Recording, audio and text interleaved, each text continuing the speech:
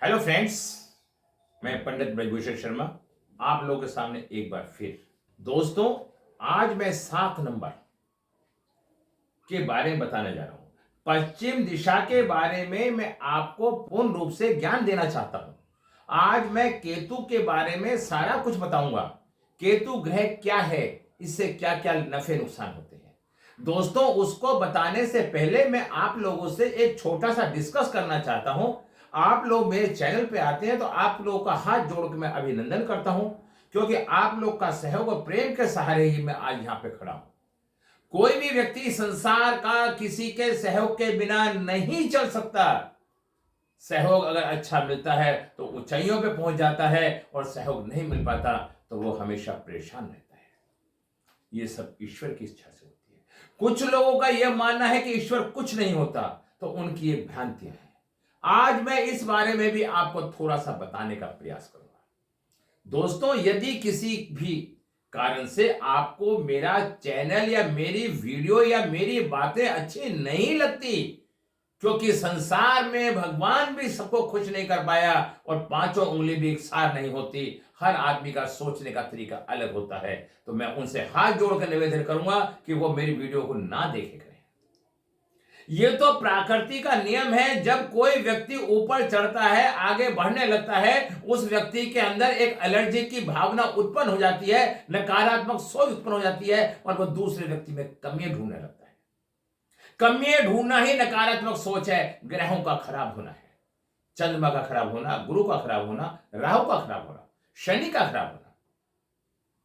जो जो भले मानस होते हैं वो हमेशा हर व्यक्ति के अंदर अच्छा ही देखते हैं, क्योंकि मानव को ईश्वर ने बनाया है भले के लिए।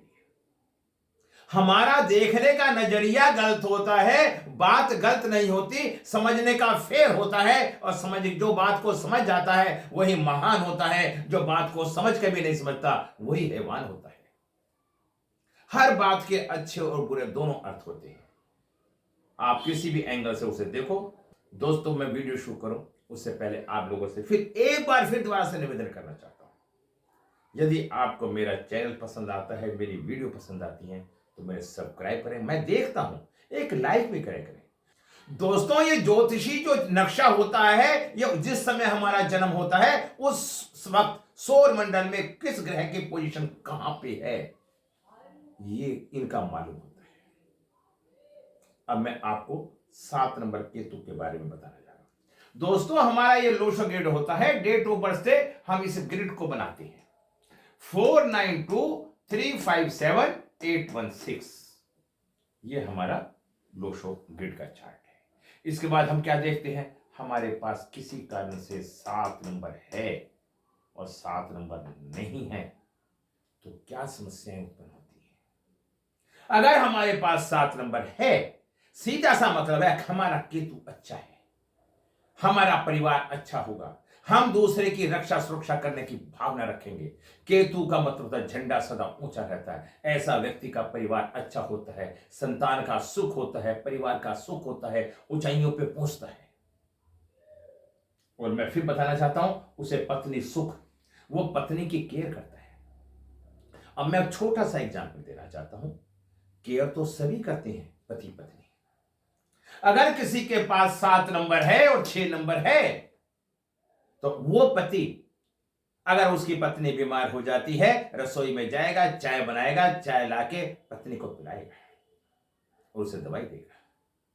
और यदि किसी के पास 7 नंबर नहीं है, उसकी पत्नी बीमार हो जाती है, तो ऑर्डर दे देगा, चाय ले बना के पी ले, और वो दवाई वहां रखी उसे खा ले। हर शब्दों का थोड़ा छोटा सा फर्क पड़ता है, कोई लंबा फर्क नहीं पड़ता। समझने का अंदाज अपना अपना होता है। तथ्यों को समझो। केयरिंग नेचर 7 नंबर देता है। पत्नी सुख, वैवाहिक सुख देगा, व्यवसाय में वृद्धि, प्रॉफिट, सफलता देगा, लेखक साहित्य, काव्य रचना आदि कार्य करेगा, कल्पना शक्ति का धनी होगा, शादी अमीर घर में होगी, कंफ्यूज रहेगा, तंत्र मंत्र पर विश्वास करेगा, ज्योतिष पर विश्वास करेगा, टोन टोटका भी विश्वास करेगा। केतु, क्योंकि केतु का धड़ है, सर नहीं।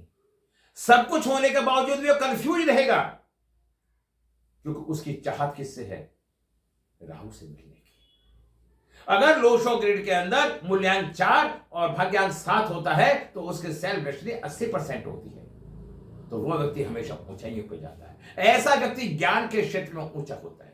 जब जब ऋषि मुनियों की केतु की महादशा आती है, उस महादशा की इंतजार में रहते हैं, क्योंकि केतु की महादशा व्यक्ति को महान बनाती है।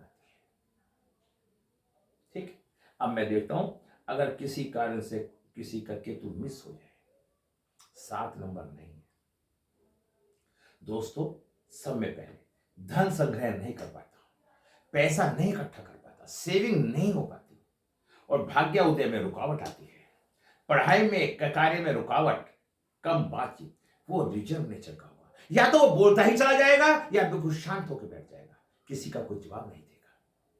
मैंने बताया, अकेला रहना पसंद करेगा, जिद्दी होगा, जान जाए पर वचन ना जाए, सिर कटा सकते हैं पर सिर झुका नहीं सकते, ये प्रवृत्ति पाई जाएगी।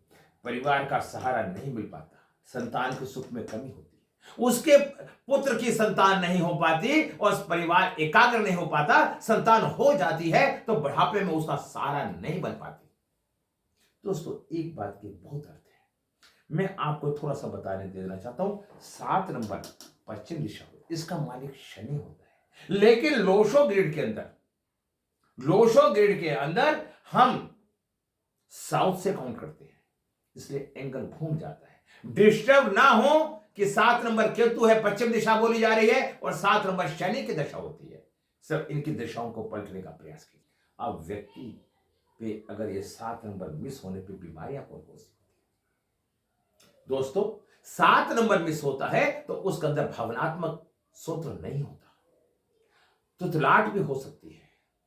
7 नंबर का मिस होना वो 5 को भी प्रभावित करता है, उसका पसीना आता है। आपने बहुत लोगों को देखा होगा, उनके हाथ में हथेली में पसीना आता है, जब खोल के देखते हैं कितनी भी सर्दी हो, पसीना, ये कारण 7 नंबर का होता है।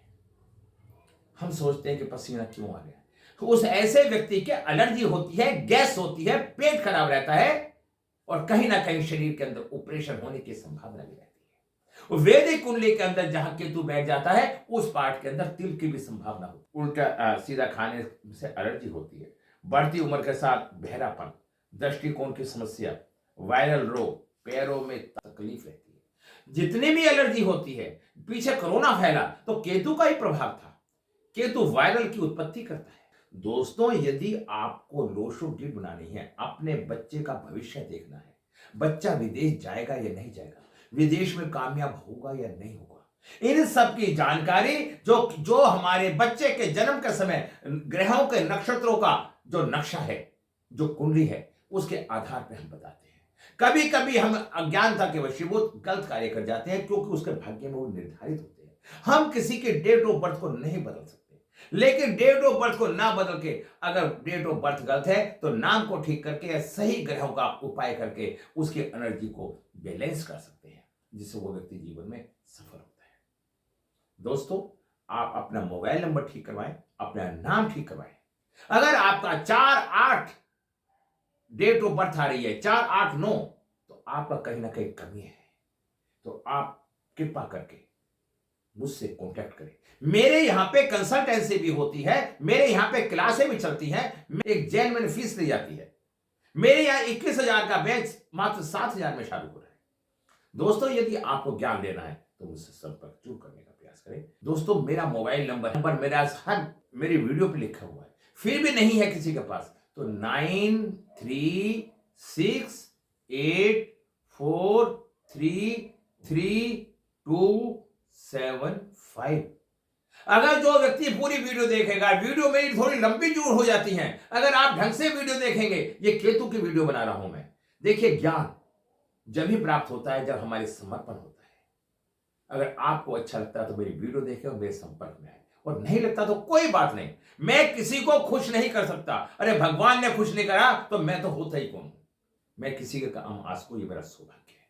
और इनकी क्या अनुकूलता है? शयन कक्ष, स्टोर, अध्ययन कक्ष, हमें हमेशा वेस्ट दिशा में भोजन कक्ष, छत पर पानी में भीगी हुई लकड़ी नहीं होनी चाहिए, छत पे राहु केतु का वास होता है, अगर छत पे गंदगी होएगी तो उस घर के अंदर बीमारियां और परेशानियां और तनाव हमेशा पाए जाएंगे। घर के अंदर इलेक्ट्रॉनिक सामान जितने भी होते हैं, अगर वो खराब हो गया तो उन्हें घर से बाहर निकाल दो। हम कच्चा लालच करते हैं, सारी की सारी समस्या हमारी अज्ञानता की है। हम कच्चा लालच करते हैं, अगर हम उन सामानों को निकाल देंगे तो एनर्जी अच्छी बन जाएगी।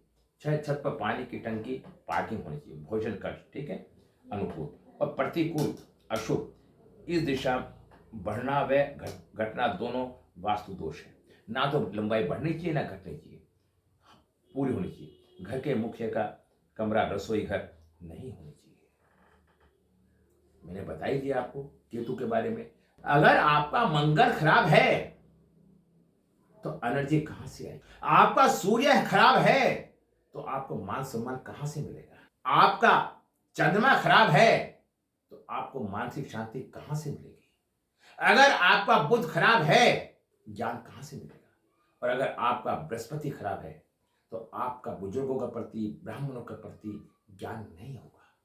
अगर आपका शुक्र खराब है तो आपको पत्नी के प्रति, विलासता के प्रति बड़ी परेशानी आएगी। यदि आपका शनि खराब है तो आप एक मजदूर की तरह काम करेंगे, पूरे जीवन सुख नहीं मिलेगा। अगर आपको राहु खराब है तो आपका जीवन में धोखा होगा। अगर आपका केतु खराब है तो आपका जीवन भर तरसते रहोगे जैसे मछली बिना पानी के। श्रद्धा ज्ञान देती है, नम्रता देती है, मान देती है, योग्यता देती है और स्थान देती है, और तीनों मिल जाएं तो व्यक्ति को हर जगह सम्मान देती है। दोस्तों समझो, अगर कोई समस्या हल नहीं हो रही तो अपना कॉन्फिडेंस बना के ईश्वर में आस्था रख के, ईश्वर में का विश्वास करके आप उसकी पूजा करो। जब केतु खराब होता है तो गणपति महादेव की आराधना करो। और दो जगह और बताता हूं मैं आपको, आप खाटू श्याम जाइए, खाटू श्याम जाइए, वहां की आराधना कीजिए। अगर आपका केतु खराब है तो आपको निश्चित आपको 100% फल मिलेगा। आप केदारनाथ जाइए, आपको आनंद की प्राप्ति होगी। केतु की महादशा में व्यक्ति की जिंदगी के अंदर एक परिवर्तन आता है। केतु छुड़ाए खेत, अगर जो भी काम कर रहा है उसके अंदर टॉप पे पहुंचने का प्रयास करता है और ऊंचाइयों पर पहुंच के आनंद उठाता है। मैंने बताया आपको, असफलता चलकर नहीं आती, उस तक पहुंचना पड़ता है।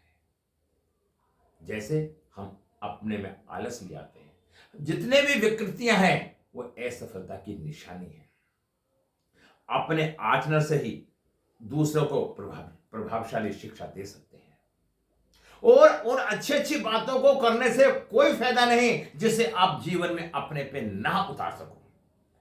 दोस्तों, नफा नुकसान तो ईश्वर की देन है, क्योंकि हम जब तक आपको छोड़ने की आदत नहीं होगी तब तक आप सुखी नहीं रह सकते। जिस व्यक्ति ने कुछ छोड़ा है उसे ही कुछ मिला है, और जिसको प्राप्ति प्राप्ति प्राप्ति की इच्छा है उसको कभी कुछ नहीं मिल पाता। देखिए, ऐसे व्यक्ति को गोल्डन चेन पहननी चाहिए। 7 नंबर में से मेटल एलिमेंट की कमी हो जाती है। मछलियों को आटे की गोली देनी चाहिए, केतु के जाप करने चाहिए, केतु यंत्र की स्थापना करनी चाहिए, सुबह उठकर सूर्य नमस्कार करना चाहिए। तो सूर्य नमस्कार करे, व्यायाम करे। अगर ये सारे कार्य करेगा तो जीवन में बहुत ही अच्छा होगा। जितना कठिन संघर्ष होगा उतनी ही अधिक अच्छी सफलता मिलेगी। मैं अपने शब्दों में विराम लगाता हूं। नई वीडियो कल आपके सामने 5 नंबर बुध ब्रह्म स्थान के बारे में विस्तार से विश्लेषण करूंगा। यदि आपको मेरी वीडियो पसंद आ रही है, लाइक और सब्सक्राइब करें और मेरे चैनल पे आए। हो सकता है कि आपके द्वारा मेरा या मेरे द्वारा आपका भी कल्याण हो जाए। नमस्कार।